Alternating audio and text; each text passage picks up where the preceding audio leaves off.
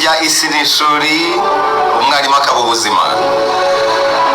Uyu mwarimu rero niwe wenyine utanga ikizamini, amasomo ukazayikuriramo nyuma. Mu gihe abarimu basanzwe baduha amasomo, ibizamini bakabiduha nyuma. Niyo mpamvu usanga baratsindaga abarimu mu mashuri batanga amasomo, ibizamini bakazabitanga nyuma. Wagera kuri uyu mwarimu w'isi ugasanga ibizamini byo biragutsinze kubera ko we atanga ikizamini, amasomo ukazayakuramo nyuma.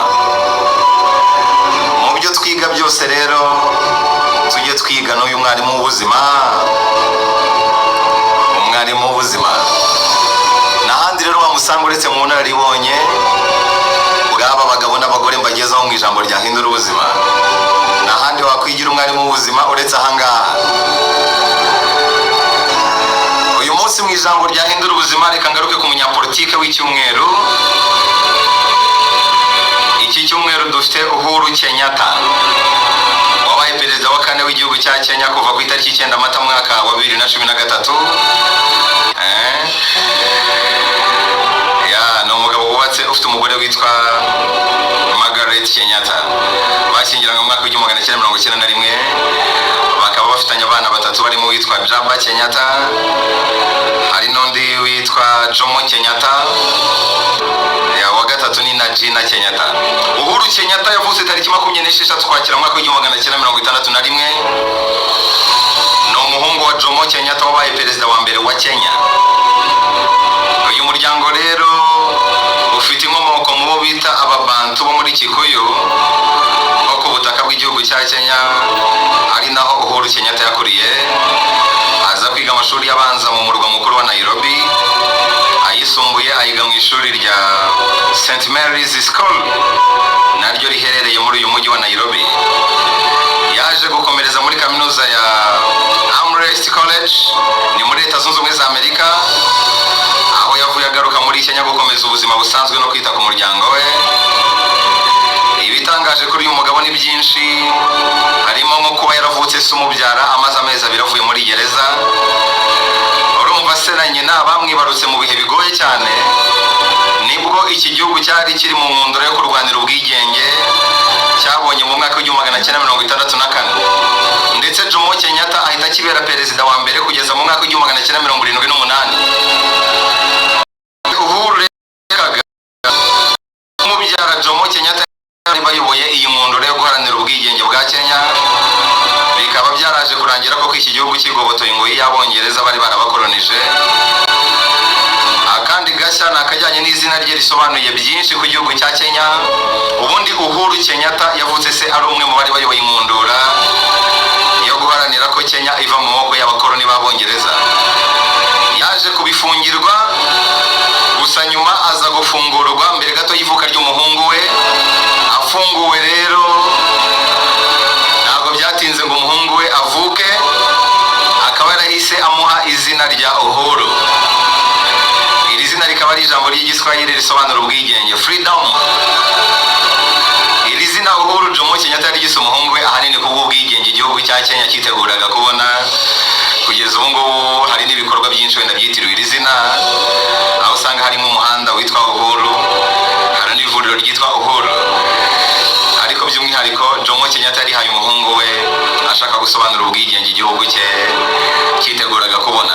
Hanyuma izina Kenyatta ryo risobanura umukandara w'amasaro ya Masai. Ubusanzwe Jomo Kenyatta akaba yarabyaye abana 8, barimo abakobwa 4 n'abahungu 4. Ikindi kintu nakubwira ko Uhuru Kenyatta no yakundaga umukino wa rugby cyane. Mu mabyiruka ye by'umwihariko ubwo yigaga mu mashuri yisumbuye yakundaga gukina umukino wa rugby.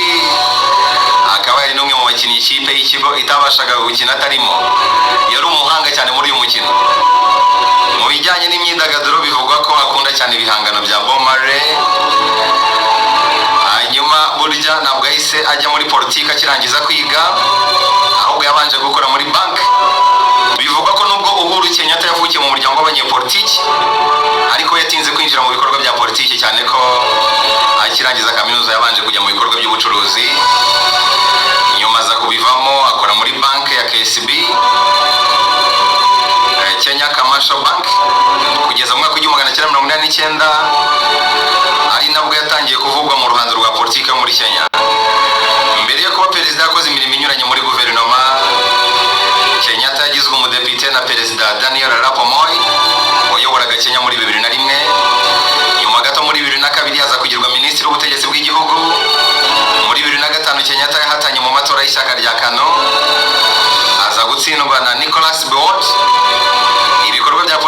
Kenyatta byakomeje ubwo nyuma muri uwo mwaka yaje no gufatanya n'iri shyaka rya KANU mu kwamagana ihindurwa ry'itegeko nshinga.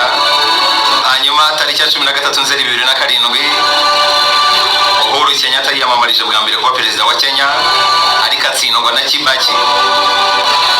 Perezida Mwai Kibaki wari watsinze amatora muri 2007 yaje kongera kugirira icyizere Uhuru maze amugira minisitiri w'ubutegetsi bw'igihugu. Nyuma gato tariki ya 13 Mata 2008 Uhuru Kenyatta yagizwe minisitiri w'intebe, icyo gihe yaranashinzwe ubucuruzi. Ariko nyuma y'imyaka 3 ubwo ni muri 2010 Kenyatta yashinjijwe n'urukiko mpanabyaha rwa ICC guhonyora uburenganzira bw'ikiremwamuntu abinyujije mu gutera inkunga ibyaha byibasiye inyokomuntu byabereye mu gace ka Naivasha na Nakuru mu mvururu zakurikiye amatora ya 2007. Hanyuma inzozi ze zo gutera ikirenge mu cyase yaje kuzikabya tariki ya 9 Werurwe muri 2013 nibwo Uhuru Kenyatta yatsinze amatora ya perezida wa Repubulika ahita aba perezida wa 4 uyoboye Kenya. Muri 2017 manda ya mbere irangiye yarongeye yamamariza manda ya kabiri. Mu matora yanabayemo agashya gakomeye, amateka ye rwose yarushijeho kuba umwihariko. Tariki ya 1 Nzeri 2017 ubwo hatangazwaga inkuru ivuga ko we ubwe yemereye urukiko rw'ikirenga gusubiramo amatora yari yatsinze ku majwi 58%. Amatora asubirwamo na perezida arabyemera, ibintu bidasanzwe cyane muri Afurika. Byarangiye n'ubundi ari wongeye gutsinda amatora nyuma y'isubirwamo ry'amatora ryabaye ku itariki 26 Ukwakira muri 2017. Mu buzima busanzwe Kenyatta afite radio enye na televiziyo ebyiri, akaba ari no mu bakire ba mbere muri Kenya, afite umutungo ubarirwa muri miliyoni 650 z'amadolari y'Amerika.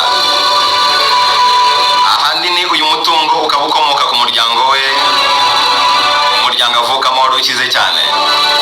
Nakuntu uyu mugabo yaba adafite ijambo ryahindura ubuzima. Niwe nifuje kubasangiza kuri uyu munsi.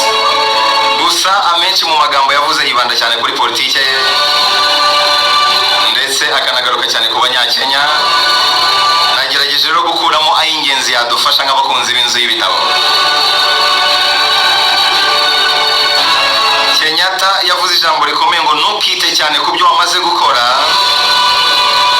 ahubwo ita cyane kuri bya bindi utararangiza gukora. Yavuze ijambo rishekeje ariko rinakomeye cyane.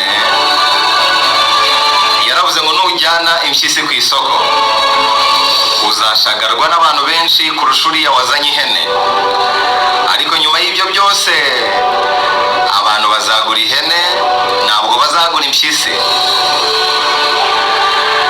Nujyana impyisi ku isoko uzashagarwa n'abantu benshi kurusha uriya wazanye ihene, ariko nyuma y'ibyo byose abantu bazagura ihene, ntabwo bazagura impyisi.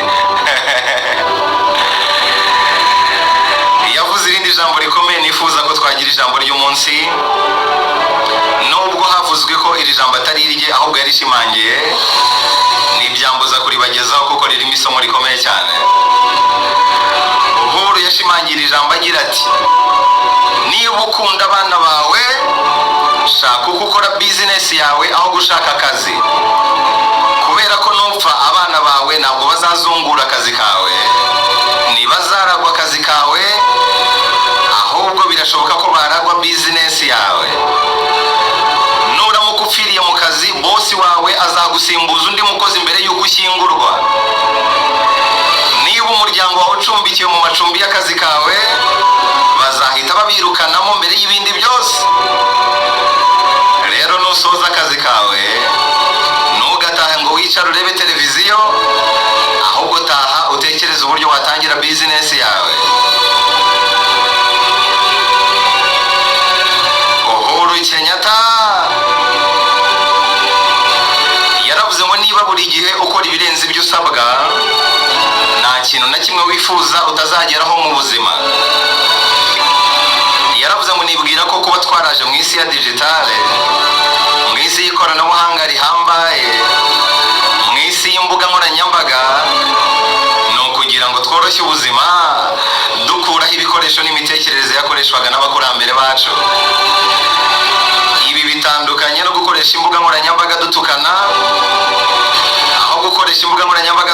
dutuka cyangwa dutukana, mureke turikoreshe duhanga udushya. Yaravuze ngo kugira imitekerereze itandukanye n'ibyo kwishimira, ntabwo ari ibyo guhanganisha abantu.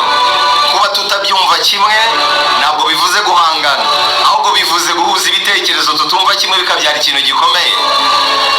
Kuri Uhuru Kenyatta n'ibyo kwishimira. Hanyuma aravuze ngo politike nziza ntabwo ari iyo kurema abanzi, ahubwo niyo kubahirwa amahitamo ya buri wese. Yavuze ijambo rikomeye ngo ikintu gikomeye tuzi kuri ejo hazaza nuko ibintu bizaba bitandukanye nuko tubibona ubu ngubu, ndetse natwe burya tuzaba dutandukanye nuko tumeze uyu munsi. Aranavuga ngo mu byo ukora byose ujye uhora uzirikana ko udashobora kugera ku bintu byose wifuza icyarimwe. Yaravuze ngo iyo twatakaje icyizere cyo gukabya inzozi zacu, icyo nicyo gihe cyo kongera gutekereza neza no kongera kubaka bundi bushya. Mu magambo yose Uhuru Kenyatta yavuze nasoreza kuri iri ngiri. Yaravuze ngo niba wibye ikorere umusaraba wawe wenyine, wishaka kwikoreza umusaraba wawe abaturanyi cyangwa idini ryawe. Niba wibye ubikoze ku giti cyawe, ni wibye mu izina ry'idini ryawe cyangwa agace ukomokamo. Niba ukoze amabi ubikoze nkawe ku giti cyawe, ntabwo ari mu izina rya rusange. Ibi bitandukanye na bya bindi bavuga ngo umwe agatukisha bose. Iyo bigeze mu bibi